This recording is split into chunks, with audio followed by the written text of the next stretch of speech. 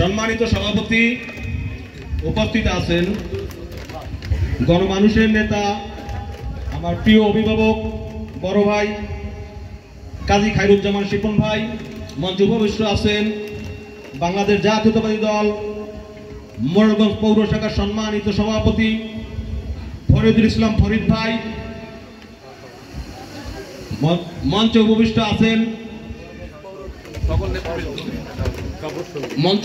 আছেন আমার বন্ধু বাংলাদেশ জাতীয়তাবাদী দল মোড়লগঞ্জ উপজেলা শাখার যুগ্ম সাধারণ সম্পাদক ফকির রাসেল আল ইসলাম, এবং উপস্থিত আছেন বাংলাদেশ জাতীয়তাবাদী দল 11 নং গৌরবনী ইউনিয়ন শাখার বিএনপি, ছাত্র দল, যুব দল, স্বেচ্ছাসেবক দল সহ অঙ্গ সংগঠনের নেতৃবৃন্দ, সবার প্রতি আমার সংগ্রামী শুভেচ্ছা ও সালাম। ভাই সম্পর্কে তেমন কিছুই বলবো না, কারণ শিপন ভাই সম্পর্কে ইমাম ভাই সবকিছু বলে গেছেন, সবাই বলছেন। কিন্তু আপনাদের কাছে একটা প্রশ্ন রেখে যাই। প্রশ্নটা হচ্ছে, এখন অনেক 5 তারিখে পাখি দেখা যাচ্ছে নির্বাচনে এমপি হওয়ার জন্য, যারা তাদের কিছু লোক তাদের পিছনেও আছে, হয়তোবা তারাও ধানের শীষে বিএনপি করে, সেজন্য ধন্যবাদ। কিন্তু তাদের কাছে আপনারা যে একটা প্রশ্ন করবেন, যারা ঢাকামুখী ছিলেন, মোড়লগঞ্জমুখী কিংবা বাগেরহাটমুখী, কোন নেতার বাসায় কি কখনো যেতে পেরেছি তারা?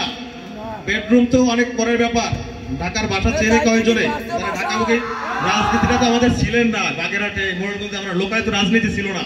রাজনীতি তো ঢাকায় সমাবেশ হলে, খুলনা বিভাগীয় সমাবেশ হলে আমরা রাজনীতি করতাম। আমি দায়িত্ব নিয়ে বলছি, 11 নং বহুরবিনা মোড়লগঞ্জ শরণখোলা তথা বাগেরহাট জেলার, যেহেতু শিপন ভাই বাগেরহাট সভাপতি ছিলেন, এই 17 বছর তিলে তিলে গড়া তার যে শ্রম, প্রত্যেক উৎসবে, পূজায়, ঈদে শাড়ি কাপড়, পূজায় সম্মানী, কোরবানির উপহার, প্রত্যেকটা বছর। আর অন্য কোন নেতা কি বলতে পারবেন? অন্য কোন কেউ কি বলতে পারবেন?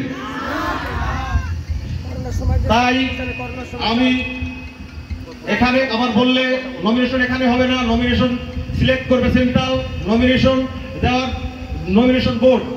তাদের কাছে হয়তো কোনো না কোনো মাধ্যমে আপনাদেরই গণজোয়ার পৌঁছায় দিতে পারে যে শিপন ভাই আমাদের কাছে ছিলেন, আছে, এবং শিপন ভাইকে আমরা চাই, সামনে থাকবেন। এইটা আপনারাই পারেন। আপনারা এই আলোচনাটুকু, এই কথাটুকু মুখে মুখে রটে দিয়ে সবার মাধ্যমে যাতে সেন্ট্রাল জানতে পারে এখানে একমাত্র নেতা কাজী খায়রুজ্জামান শিপন ভাই, অন্য কেউ দুদিনে ছিলেন না, থাকবে। এই বলে আমার সংক্ষিপ্ত বক্তব্য শেষ করছি। আল্লাহ হাফেজ। বাংলাদেশ।